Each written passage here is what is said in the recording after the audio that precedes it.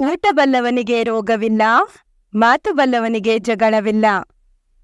ಈ ಗಾದೆಯು ಪ್ರತಿಯೊಬ್ಬರಿಗೂ ಅನ್ವಯಿಸುತ್ತದೆ.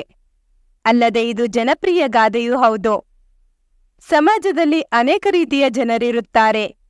ಅವರೊಂದಿಗೆ ಹೊಂದಿಕೊಂಡು ಬಾಳುವುದು ಬಹುಮುಖ್ಯ ಹಾಗೂ ಅವಶ್ಯಕವೂ ಹೌದು. ಹೊಂದಾಣಿಕೆ ಬಹಳ ಮುಖ್ಯ.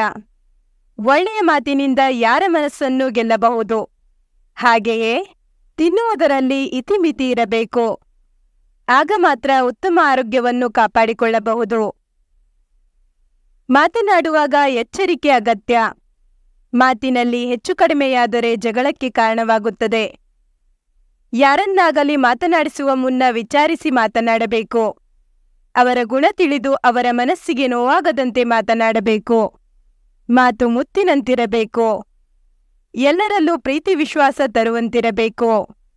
ಸಿಟ್ಟಿನಿಂದ ಟೀಕೆಯಿಂದ ಎಂದಿಗೂ ಮಾತನಾಡಬಾರದು.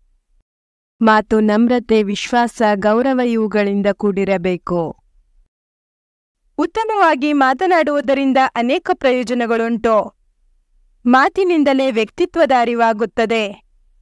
ಆಡುವ ಮಾತು ಆನಂದ ನೀಡಬೇಕು, ಮನಸ್ಸಿಗೆ ಹಿತವಾಗಿರಬೇಕು. ಹಾಗೆಯೇ ಉತ್ತಮ ಆಹಾರ ಸೇವನೆಯಿಂದ ಆರೋಗ್ಯ ಲಭಿಸುತ್ತದೆ.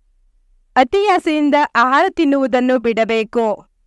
ಆಹಾರ ಹಿತವಾಗಿಯೂ ಮಿತವಾಗಿಯೂ ಇದ್ದಾಗ ಮಾತ್ರ ಉತ್ತಮ ಆರೋಗ್ಯ ಲಭಿಸುತ್ತದೆ. ಇದೇ ಈ ಗಾದೆ ಮಾತಿನ ಸಾಮಾನ್ಯ ಅರ್ಥ.